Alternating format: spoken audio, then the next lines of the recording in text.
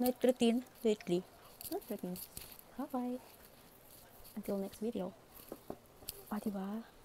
Instant glow, bibe. Charot. Hindi ko pala nagbabay. So, diba? May instant glow. Ang bango-bango niya pa. As in, ayan. Ang bango. And then, ayun, so guys, gusto ko lang i-share sa inyo itong ginagamit ko, 2 products lately. Pag simula na ng-pandemic, hindi na ako mahilig sa skincare, sa mga toner. Siguro kasi nasa bahay na lang ako. And nagagamit lang ako ng toner kapag nagkakaroon ako ng pimple. Of course, facial wash. Pero ngayon, malamig kasi, and nakaka-dry talaga ng balat, nakaka-dry ng lips. Share ko sa inyo, marami na gumagamit ito. Pero na-amaze ako kasi, ang galing niya.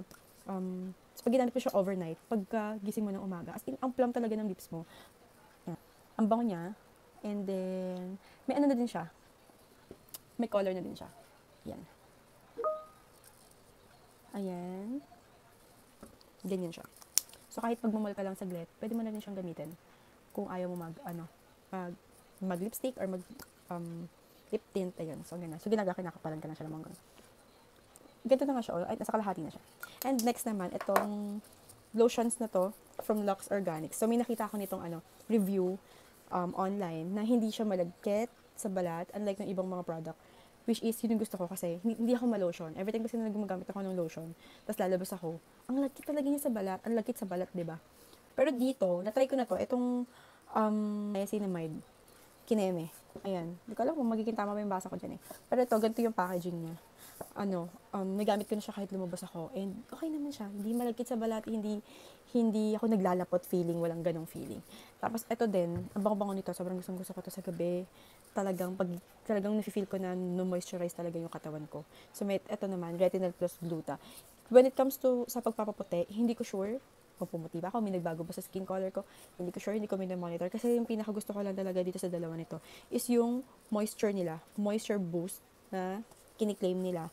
And yun, yung hindi nga malagkit sa balat.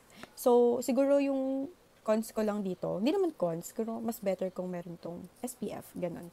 Para package, especially dito sa pang morning lotion. And by the way, sa drugstore, Watson, hindi na ako maglalagay ng yellow basket or ng link. Buy one take one to 405 pesos, dalawa na. Kasi matagal ko na itong inaay, pero hindi ko siya mabili kasi namamahalan ako sa 405 isang lotion lang. So namamahalan ako doon, di ba? So dahil nag-sale to ngayong Burr months, alam ko until now sale pa din sila. So you can try it. Meron din ako nito nung sa face, wait lang. Yung product nila, nabili ko na Lux Organics Soothing Gel. Yan, ang bango din ito. Aloe vera siya. Yun, aloe vera siya sa face. So, hindi ko ito ginagamit everyday kasi ayoko mag-oily face ako. Ginagamit ko lang siya kapag feeling ko sobrang dry na ng skin ko. Doon lang ako naglalagay. And, meron silang tester. Meron silang tester packaging. So, ganun. Maliit lang. And, ito, wala silang maliit. So, for naghahanap ako kasi gusto ko muna i-test, i-try. Pero, parang wala silang maliit. Wala silang sample. Yun pala. Wala silang sample na size. Wala silang ganun sa lotion. Pero dito, meron. Ito, okay din siya. Goods din siya. Pero, if oily face ka, I would say, hindi siguro everyday, every night magagamit nito. Especially kung everyday ka lumalabas. Kasi, baka mas matrigger yung pag-oily face mo. Ganun. So, ayun. Yan lang naman ang aking night routine lately. Night routine.